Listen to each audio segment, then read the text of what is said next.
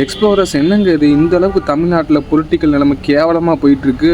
ஒருத்தன் பட்ட பகலில் அதுவும் ஒரு அட்வொகேட் வீட்டுக்கே போய் அவரை அருவாள் எடுத்து வெட்டுறாங்க. அந்த அளவுக்கு மோசமாக இங்கே நிலைமை இருக்குங்க. என்ன ஆச்சுன்னா, நெல்சனை பற்றி உங்களுக்கு தெரியும். அட்வொகேட் நெல்சன் இவர் ரீசெண்டாக ஏகப்பட்ட பொலிட்டிக்கல் வீடியோஸ் போட்டுட்ருக்காரு. இப்போது நாத்தாக்கா மேலே பார்த்தீங்கன்னா ரீசெண்டாக குற்றச்சாட்டு வச்சுருந்தார்.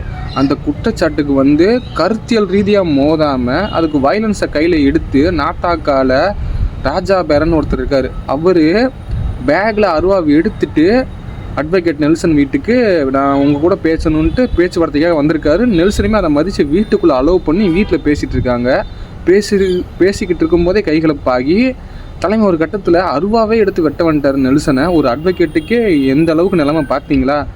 இப்போ பார்த்தீங்கன்னா தாவேக்கால விஜய் இருக்கார்ல, அவர் மேலே ஒரு சிலர் பாசத்துலையும் ரொம்ப ஆர்வத்துலையும் தெரியாமல் ஒன்றன் கருத்தை தப்பாக பேசிடுவாங்க. அந்த கருத்து சாதாரண கருத்து தான். அந்த கருத்தை பிடிச்சிக்கிட்டே தாவேக்காவாப்பா அது ஒரு தற்கூரி கூட்டம்ப்பான்னு ஒட்டுமொத்த தாவேக்காவையும் தப்பாக பேசிகிட்டு இருந்தாங்க.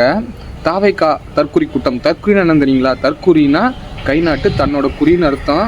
ஆனால் அந்த தாவேக்கால தான் ஏகப்பட்ட படித்த பேரே இருக்காங்க. அந்த கூட்டத்தை அப்படி தற்கூரின்னு சொல்லிட்டு இருந்தாங்க. இப்போ நாத்தாக்கில் இருக்க ஒருத்தர் கொலை பண்ண ஒரு ஆள் வந்துட்டார். அப்படின்னா இனிமேல் நாத்தாக்கள் இருக்க எல்லாருமே கொலகார கூட்டம்னு சொல்லலாமா? ஒரே ஒரு ஆள் பண்ண தப்பால் ஒரு கட்சியில் இருக்க எல்லாத்துக்குமே கெட்ட பேர் ஆக போகுதுங்க.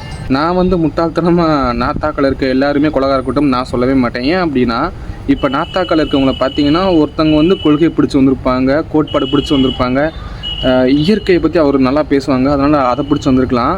ஆனால் எனக்கு தெரிஞ்ச பெரும்பாலானோர் எப்படின்னா, மேதகு வேலுப்பிள்ளை பிரபாகரன் அவரோட வழியில் போகணும், அவரை பிடிச்சனால அவரோட கொள்கை கோட்பாடை பின்பற்றணுங்கிறதுக்காண்டியே அந்த நாத்தாக்காவுக்கு வந்திருப்பாங்க.